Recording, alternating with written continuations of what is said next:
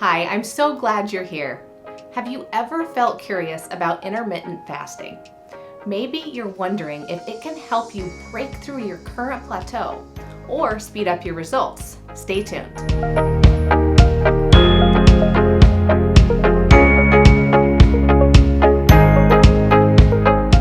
Hey, it's Health Coach Tara.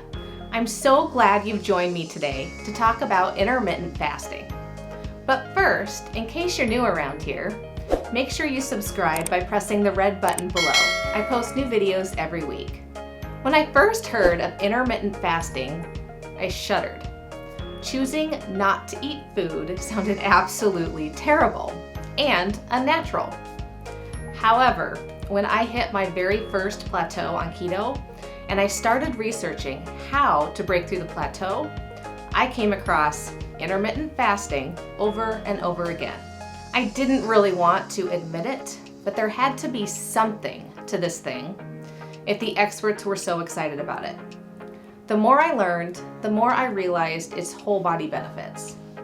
So what is intermittent fasting, or IF for short? Well, IF is easiest explained by thinking about our natural eating patterns. So at some point during our day, we stop eating and we go to sleep. When we wake up the next morning, we eventually have breakfast or break our fast. Intermittent fasting is simply an extension of these hours, intentionally. So are you a person who doesn't like to eat breakfast? Tell me and let me know. If so, you're naturally intermittent fasting. So let's break this down. If you stop eating at 8 o'clock tonight and you wake up at 6 o'clock tomorrow morning, that's 10 hours of natural fasting, right?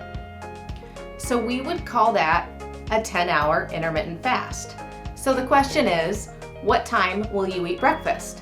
For this example, let's say you eat breakfast around 9 a.m. This means your fast was 13 hours long. Intermittent fasts are usually around 16 hours. Experts seem to agree that this is a great place to start and that you don't necessarily need to go much longer. So to get to 16 hours in our example, you would just skip breakfast altogether and have your first meal at noon. Intermittent fasting is very effective when you're eating a keto diet because if you've been loyal to your keto diet, you've trained your body on how to retrieve and burn that stored fat. So before I wrap up, let me tell you about my early experience with IF. My routine had been to get up somewhere between 4:30 and 5 a.m. and I'd eat my breakfast and read for about 30 minutes before beginning my workday. When I started IF, I began with 12 hours because if you did the math, you know that my average fast was pretty short. Generally, I would finish eating by 7:30, so this left my fast at well under 12 hours at times. So 12 hours really wasn't easy for me. I pushed through for an entire week because I thought, okay, anybody can do 12 hours, right? But what I figured out was that the cue for me to eat first thing in the morning really wasn't about hunger. It was about, that was the time that I, slated to be able to read. So my perceived hunger was actually centered around my habit of reading for 30 minutes while I ate breakfast. So as you begin with IF, pay attention to your hunger cues. Are you really physically hungry, or is it based around a habit or emotional need instead? After I was able to figure this out, I was able to extend my fast to 14 and 16 hours with ease. Now for the ladies out there, I do find that I'm much hungrier during my time of the month, so you'll have to see how that works for you. Remember, you are a biodiverse human being, meaning you have to figure out what best works for you. Think of this as your great experiment. Pay attention to how you're talking to yourself and work on changing that language to positive words and phrases. So when you catch yourself saying something like, "This is too hard, I'm starving, I can't do this," replace that negative self-talk with a positive phrase such as, "I can and I will." Remember that this negative self-talk, we all have it. It's very natural.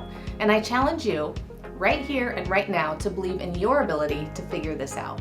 I want to challenge you to experiment with intermittent fasting starting tomorrow. Start by being just a little bit uncomfortable and then begin to stretch and challenge yourself from there. Think about this process just like you would if you were trying to grow a muscle.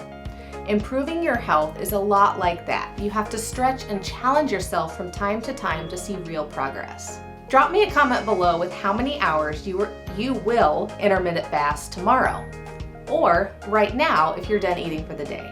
I hope this video has been helpful for you.